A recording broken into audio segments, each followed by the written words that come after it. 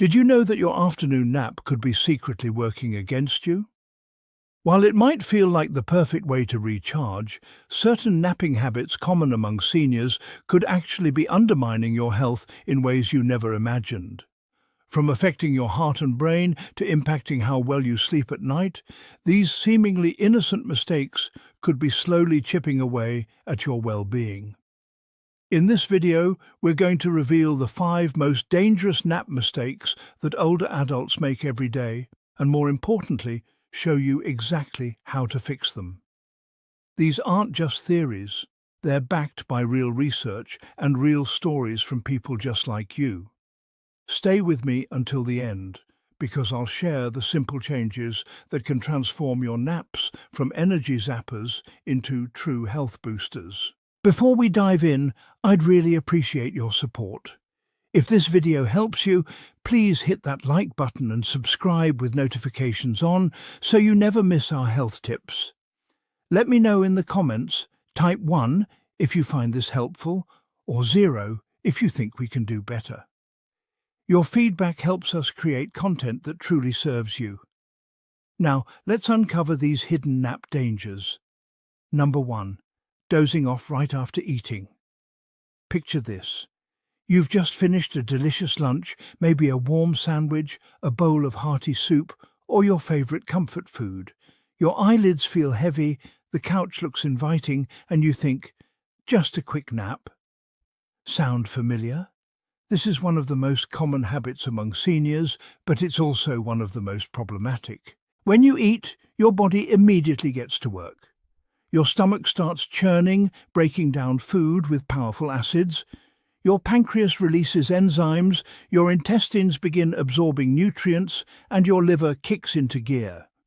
This entire process needs your body's full attention and proper positioning to work correctly. Here's what happens when you lie down too soon. Gravity can no longer help keep your stomach contents where they belong. Instead of staying put, stomach acid can creep up into your esophagus, causing that burning sensation we call heartburn. But it's not just discomfort. For seniors, this can be especially dangerous. As we age, the muscle that acts like a gate between our stomach and esophagus naturally weakens. This means acid reflux becomes more likely, and repeated exposure can cause serious damage over time. We're talking about chronic inflammation, painful esophagitis, and in severe cases, even precancerous changes. But the problems don't stop there. When you nap right after eating, your body has to divide its energy between digesting food and trying to rest. This can leave you feeling more tired and foggy when you wake up, not refreshed like you hoped. Take Martha, a 72-year-old from Texas. For years, she napped on her couch right after lunch. She constantly dealt with heartburn, a sore throat that wouldn't go away, and afternoon fatigue that made her feel older than her years. When her doctor suggested waiting an hour after eating before lying down and using a recliner instead of lying flat, everything changed. Within weeks, her reflux disappeared, her throat felt better, and she had more energy in the afternoons. The fix is simple. Give your body time to digest. Wait at least 30 to 60 minutes after eating before you nap. If you absolutely must rest sooner, sit in a chair or recliner rather than lying flat. Even better, take a short walk around your home or do some light tidying. This helps your digestion and sets you up for a truly restorative nap later. If you're still watching and finding this helpful, please comment 1 below to let me know you're with me. Your engagement means everything. Number 2. Napping way too long. There's something magical about settling in for a midday rest, especially when you're feeling that natural afternoon dip in energy. But here's where many seniors go wrong. They think longer naps are better naps. In reality, when your nap stretches beyond an hour, you're venturing into dangerous territory. Extended naps, those lasting 60, 90, or even 120 minutes, can trigger something called sleep inertia. This is that awful groggy, confused feeling when you wake up, like you're swimming through mental fog.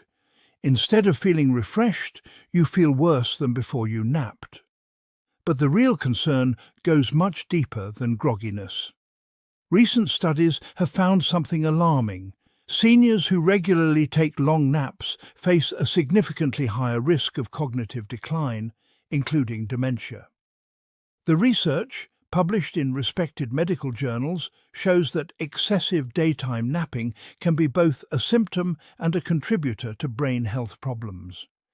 Here's why. Long naps mess with your body's natural sleep-wake cycle. When you sleep for hours during the day, your brain gets confused about when it's supposed to be alert and when it's time to rest. This can make your nighttime sleep shorter and less restorative, creating a vicious cycle. Poor nighttime sleep is linked to memory problems, mood issues, weakened immunity, and even heart disease, especially concerning for older adults whose bodies are already working harder to maintain these functions. Consider James, a 78-year-old retired teacher who took 2 to 3 hour naps every afternoon. He thought these long rests would help his energy, but instead he noticed his memory getting fuzzy and his nighttime sleep becoming restless. His family was worried about his mental sharpness. After consulting a sleep specialist, James discovered he had mild sleep apnea and low iron levels contributing to his daytime fatigue. By treating these issues and switching to 20-minute power naps, his memory improved dramatically and his nighttime sleep became much more restful. The sweet spot for naps is 20 to 30 minutes. This allows your brain to enter light sleep stages, giving you the benefits of rest without diving so deep that you wake up groggy or disrupt your nighttime sleep. If you consistently need long naps, it's worth investigating why. Are you sleeping poorly at night? Could medications, nutritional deficiencies, or conditions like sleep apnea be the real culprits? Addressing these root causes is often more effective than relying on extended naps. Set an alarm for 30 minutes max, find a quiet spot, and let that brief rest work its magic. Your brain will thank you both now and in the years to come. If this information is helping you understand your sleep better, please comment 2 to let me know you're still here learning with me. Number 3. Sleeping in your recliner for hours. Your favorite recliner might feel like the perfect napping spot. It's comfortable, familiar, and you can even keep an eye on the TV. Many seniors make this their go-to nap location, settling in for hours without realizing the hidden health risks this seemingly harmless habit can create. When you nap in a recliner, your body can't fully relax the way it does when lying flat. The semi-sitting position puts strain on your body in ways you might not immediately notice, but these effects add up over time. First, let's talk about breathing. Your diaphragm, the main muscle that helps you breathe, doesn't work as efficiently when you're propped up in a chair. This can lead to shallower breathing, which means less oxygen reaching your brain, heart, and muscles. Over time, this reduced oxygen can contribute to fatigue, mental cloudiness, and extra strain on your cardiovascular system. Then there's circulation. When you're seated or semi-reclined for hours, blood has a harder time flowing back to your heart, especially from your legs. This can cause swelling, discomfort, and in serious cases, increase the risk of blood clots. For seniors who may already have circulation issues or take medications that affect blood flow, this risk becomes even more significant. Poor circulation can lead to deep vein thrombosis, DVT, where clots form in your leg veins. If one of these clots breaks loose and travels to your lungs, it can cause a life-threatening pulmonary embolism. While this is rare, it's a real risk that increases with prolonged immobility. Meet Frank, a 73-year-old who loved his daily 2-hour recliner naps while watching the afternoon news. Over several months, he developed neck pain, tingling in his arms, and noticeable leg swelling. He assumed these were just part of getting older until his doctor discovered early spinal compression from the awkward neck position and circulation problems from prolonged sitting. By switching to shorter naps, lying flat in bed with proper pillow support, Frank's symptoms improved within weeks. Beyond the physical risks, there's an emotional component too. Napping in a recliner, often with the TV on, can become less about genuine rest and more about checking out from life. For some seniors, this becomes a default response to boredom or loneliness rather than actual tiredness. The solution? Keep recliner naps short, no more than 30 minutes, and make sure your neck and back are well supported with pillows. Better yet, head to your bedroom for a proper nap, lying flat. After any nap, take a moment to stretch or walk around to get your blood flowing again. Most importantly, ask yourself, am I napping because I'm truly tired or because I'm avoiding something else? If it's the latter, consider what might re-energize your days: a phone call with a friend, a hobby you've neglected, or even a short walk outside. Number 4. Napping too close to bedtime. Timing isn't just important in comedy, it's crucial for napping too. Many seniors don't realize that when you nap can be just as important as how you nap. Taking that late afternoon or early evening snooze might feel natural, especially if you're tired after dinner, but it's one of the biggest mistakes you can make for your sleep health. Your body runs on an internal clock called the circadian rhythm. This biological timekeeper controls when you feel sleepy and when you feel alert by regulating hormones like melatonin, which makes you drowsy, and cortisol, which keeps you awake. This system is carefully calibrated to make you sleepy at night and alert during the day. When you nap too close to bedtime, typically within 3 to 4 hours, you're essentially confusing this internal clock. Your brain might interpret that late nap as part of your nighttime sleep, which can delay the natural production of melatonin and push back your bedtime by hours. For example, if you usually go to bed at 10 p.m. but take a nap at 6 or 7 p.m., you might find yourself wide awake until midnight or later. This creates a domino effect. You go to bed later, wake up more tired, feel the need to nap late again, and the cycle continues. For seniors, this disruption is particularly problematic. Aging naturally changes sleep patterns, reducing deep sleep and making nighttime awakenings more common. When late naps further fragment your sleep, the consequences multiply rapidly. Poor sleep quality in seniors is linked to cognitive decline, increased fall risk due to balance problems, cardiovascular strain, and mental health challenges like anxiety and depression. These aren't just inconveniences, they're serious threats to independence and quality of life. Let me tell you about Eleanor, a 69-year-old who loved her after-dinner naps around 6:30 p.m. She found them relaxing and thought they helped her digestion. But soon she noticed she couldn't fall asleep until well after midnight, and her sleep was restless and broken. During the day, Eleanor felt exhausted and stopped her morning walks with friends, an activity that had kept her social and active for years. Her doctor explained that late naps were reducing her sleep pressure, the natural buildup of chemicals in the brain that make you sleepy at night. By moving her naps to 1:30 p.m. and limiting them to 20 to 30 minutes, Eleanor's nighttime sleep improved dramatically. She fell asleep easier, slept more soundly, and had the energy to resume her morning routine. The rule is simple: no naps after 3 p.m. This gives your body enough time to rebuild that natural sleepiness you need for a good night's rest. Think of your nap as an energy boost for the day, not a replacement for nighttime sleep. If you're finding this information valuable and you're still with me, please comment 3 below. Your engagement helps me know these tips are making a difference. Number 5.